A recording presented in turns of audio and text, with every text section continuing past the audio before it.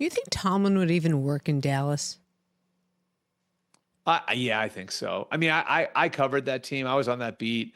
It's a unique place to say the least. Yeah, I think it just takes a certain type of individual to handle being there. Um, and I think he would be able to handle it. Now the interaction with ownership would be interesting, but I would say this, like it's different, but Mike Tomlin has worked in a building the last 18 years where the owners are there day to day, like the Rooneys, it's their family business. They're in the office day to day. So having the owners around wouldn't really be new for Mike. Yeah, I think it would work. I think I could certainly see where Mike Tomlin would be a really good fit in Dallas. Unless, of course, Deion comes to town. So let's just unwrap that one before we got one more question for you going out the door. But I mean, that would be the big shiny, Bentley driving in the front, driveway. Well, we know how Jerry loves headlines, right? And No, that wait, would really? be that would be a heck of a headline. Yeah. What was the line from the trailer for the Netflix series, which I've heard is going to be unbelievable? But I think he said in that trailer it's bigger than football. This is a way to make it bigger than football. Yeah, he views the NFL as a big soap opera, and that would certainly be he'd be creating quite an episode for that soap opera, but by bringing Deion in, would it work? I don't know. I mean, I think with somebody like Deion, you probably have to support him with staff. But what Deion just pulled off at Colorado, um, it's pretty unbelievable. Like to be able to do what he did and turn it as quickly as he did and get guys to buy in the way he did. And I think one thing that people miss about Deion is just as far as I've heard it is that's a very old school program.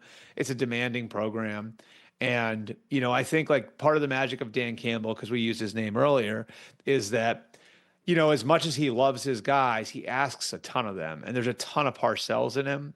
And so, like playing there isn't for everybody, and they've looked for a certain type of player who fits, what they're looking, who fits their mold, and who can handle playing for Dan. And I think it would become the same thing with Dion, where I think Dion, for all the bells and whistles, is actually really old school in his approach and what he wants out of his team and what he wants his team to look like. So I think Dion could definitely motivate. He could definitely reach players. And I think he could absolutely lead and create a vision. I just think, at the NFL level, he would probably need some infrastructure around him to make that vision come to life. And he's, of course, said that he wants to coach somewhere where he could coach both of his sons.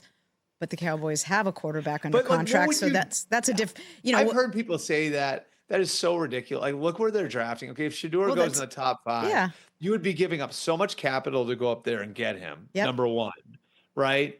And then number 2, you'd be doing that with like a contract that I don't think you can move Dak's contract. That's my point. That you've got a quarterback in Dallas. So would Deion go there? This is not Rob Pelinka building a team for LeBron. Right. So the question is, would he go there without his son? Yeah. Right. It makes no sense. So, I mean, I think they could get Shiloh. Way to go out on a limb.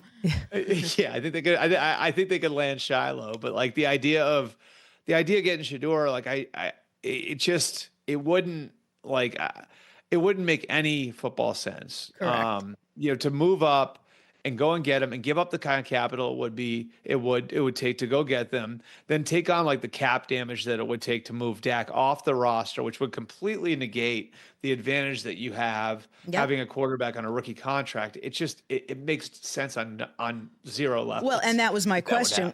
Was my question. Would he go? My assumption was if they look, we're all dreaming and hypothesizing and all of that, but even were they to sign Deion, would he be willing to go where they can't have his son? Yeah.